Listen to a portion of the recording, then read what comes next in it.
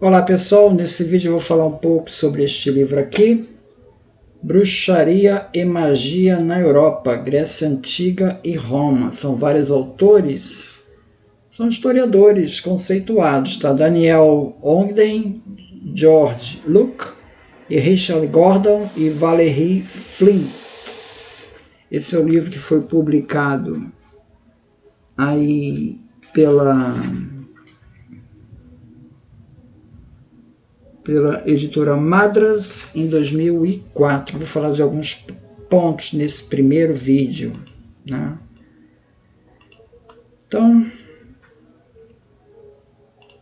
ele vai retratar então essa questão da magia na Grécia Antiga, vai contrapor muito essa questão conceitual do que significa magia, que está misturado com religião, que está misturado com que a gente hoje considera superstição, né? E então ele descreve entre os gregos, né, havia esse conceito de demons, né? Platão considerava os demons como seres espirituais intermediários entre os homens e a divindade, e que podem assumir aspectos tanto maléficos quanto benéficos. Então os demons não eram o demônio que a gente tem hoje, né, que é só o aspecto maléfico.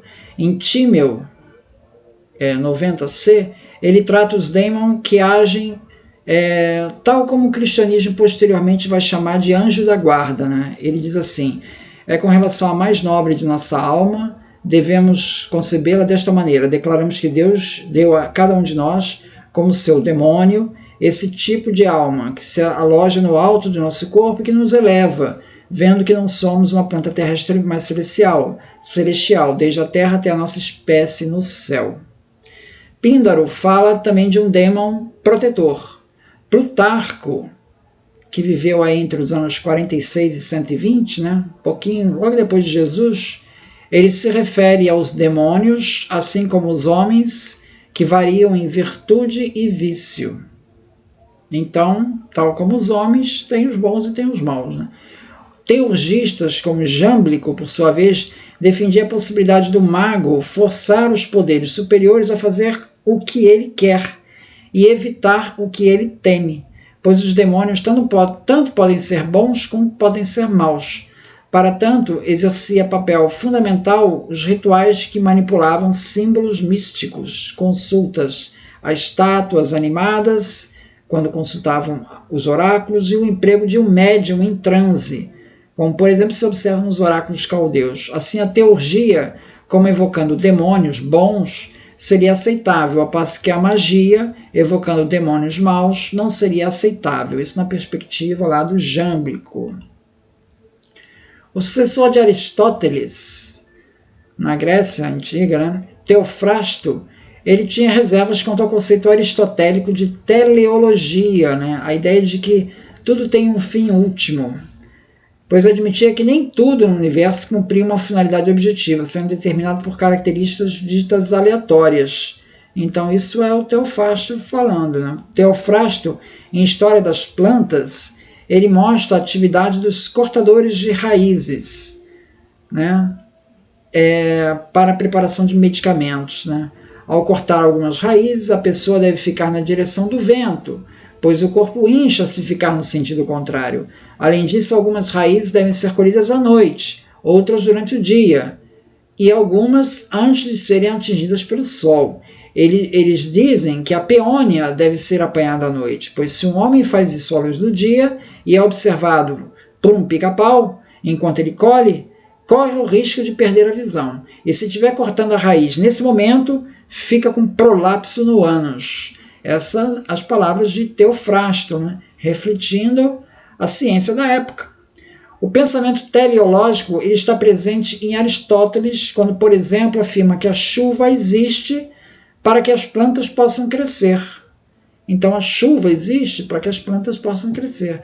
De modo que tudo na natureza tem um propósito e existe de tal forma para que esse objetivo seja atingido. Então essa é a perspectiva lá dos gregos.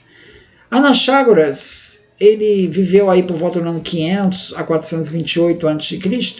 Ele gozou de grande reputação como físico, matemático, astrônomo, meteorologista. Ele escreveu uma obra chamada Sobre a Natureza, em que ele fala do espírito, a razão divina e a inteligência, que ele chama de nous, está presente nas coisas como nos animais e na natureza. Então diz ele, as coisas têm parte de tudo, mas o espírito, o nous, é ilimitado, autônomo e não está misturado com nenhuma coisa. O nous exprime a capacidade contemplativa, aquilo que não pode ser expresso por palavras, superior, portanto, ao logos, isto é, a palavra ou razão, porque o logos pode ser expresso em palavras, né? Para Anaxágoras, o nous é a substância sutil capaz de imprimir um movimento aos corpos, de tal forma que esse movimento já não dependa de algo de fora do corpo. Em tempos primordiais, num período de caos, Anaxágoras poderia supor um primeiro momento do movimento, um ponto germinal de tudo o que viria a ser. Isso é, o início de toda a mudança. Enquanto todos os atos do nous são atos de livre-arbítrio, enquanto o resto do mundo é formado após esse momento primordial, de modo rigidamente e mesmo mecanicamente determinado, rompe-se o silêncio mortal do caos. Então, ao invés da ação de deuses, Anaxágoras supôs um nous arbitrário e dependente somente de si para explicar o vir a ser dos objetos, como resultado de um movimento cego e mecânico, o que levou a acusações de ateísmo. Então, Anaxágoras tem essa concepção de mundo, né? Tem um momento primordial, em que esse nous aí dá o start nas coisas, e a partir daí segue-se um movimento rígido e mecanicamente determinado, sem necessidade da intervenção de deuses. Anaxágoras ele foi preso por impiedade ao assegurar que o sol não era um deus, mas uma pedra incandescente. Péricles, que foi seu aluno, conseguiu libertá-lo da prisão. Então isso é interessante, que ele fala aqui no livro do Anaxágoras, né, para mostrar que essa visão supersticiosa, né, você já tinha gente lá no ano 500 a.C., já mostrando um ceticismo. A maior parte das referências sobre os pitagóricos constam dos textos de Jámblico, no ano 250, e Filostrato, também na mesma época, em Vida de Apolônio, sobre o Apolônio de Tiana, né, que viveu no século I. Filostrato descreve, portanto, mais de um século após Apolônio de Tiana, segundo uma visão idealizada, de modo a harmonizar a doutrina pitagórica, descrevendo Apolônio como um filósofo. Em seu encontro com Vespasiano, o imperador, Apolônio deixa claro que ele não se trata de um mago. Ele diz assim, pois eu não teria julgado uma pessoa apropriada para o império se ele tivesse considerado um adepto dessa arte de magia, ou recorrido a tais truques em busca de uma coroa que só lhe cabia por causa de suas virtudes. Mais do que isso, minha conversa com ele ocorreu publicamente em um templo, e os magos, eles não escolhem templos como locais de reunião. Tais lugares são nocivos àqueles que lidam com magia, pois eles ocultam suas atividades sob o manto da noite.